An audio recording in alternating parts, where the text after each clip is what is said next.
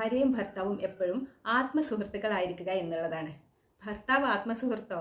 ചിരി വരുന്നുണ്ടോ? അതോ എൻ്റെ ഭർത്താവാണ് എൻ്റെ ആത്മസുഹൃത്ത് എന്ന് മനസ്സിൽ തോന്നുന്നവരുണ്ടെങ്കിൽ ഒന്ന് കമൻറ്റ് ചെയ്യുക കേട്ടോ. നമ്മുടെയൊക്കെ സ്കൂൾ ലൈഫിൽ അല്ലെങ്കിൽ കോളേജ് ലൈഫിൽ നമുക്കും ഉണ്ടായിരുന്നില്ലേ ഒരു ആത്മസുഹൃത്ത്? ആദ്യം ഒരു പരിചയമില്ലാത്ത ആളായിരുന്നല്ലേ. പിന്നീട് നമ്മൾ കൂടുതൽ സംസാരിക്കാൻ തുടങ്ങി, നമ്മുടെ കാര്യങ്ങളെല്ലാം ഷെയർ ചെയ്തു തുടങ്ങി, നമ്മൾ ഓരോ കാര്യത്തിലും അഭിപ്രായങ്ങൾ ചോദിക്കാൻ തുടങ്ങി.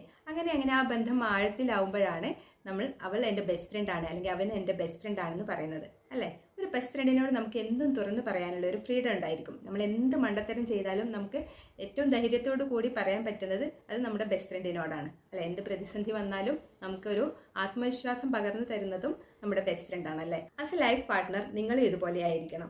എന്ത് കാര്യവും മ്യൂച്വൽ റെസ്പെക്റ്റോട് കൂടി തുറന്ന് പറയാനുള്ള ഒരു ഫ്രീഡം നിങ്ങൾ കൊടുക്കണം.